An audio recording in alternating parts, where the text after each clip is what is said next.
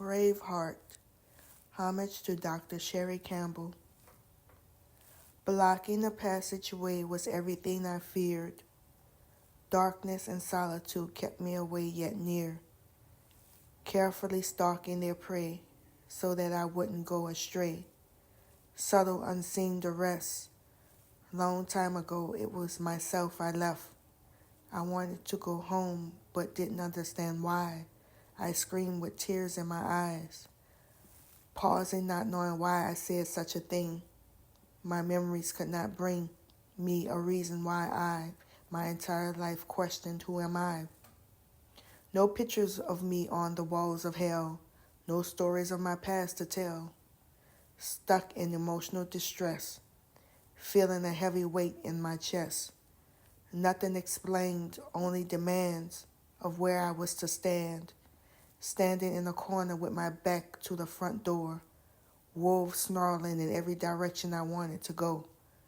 Too heavy of a burden to tow. Lies and deception glued me to the floor. Years of running through the maze with no break. Never able to find an escape. Only leading me to darker and more dangerous places. I saw the smiles on the wolves' faces. Each time my spirit was crushed from exploring those spaces.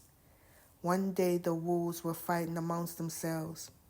They were tussling so hard until they knocked a glass dome of beans off the shelf.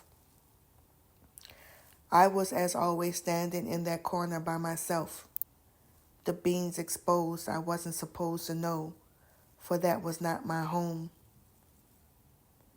And that's why I always felt alone. Me with warm feelings standing in the freezing cold. My lungs could no longer hold the heavy air. The spilled beans said that the wolves were made to not care. Then one bean rolled far away from the shattered glass dome to a side of the room I've never known, exposing a cracked door at the end.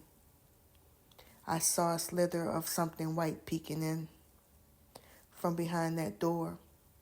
It outlined a shadow on the floor. It was a light burning my eyes in the midst of total darkness. It hurt, but not as much as my heart hurt from being locked away with the heartless. So one day when the passageway was clear, I bypassed all my fears, held my breath, shut tight my eyes, then ran with all my might through that door.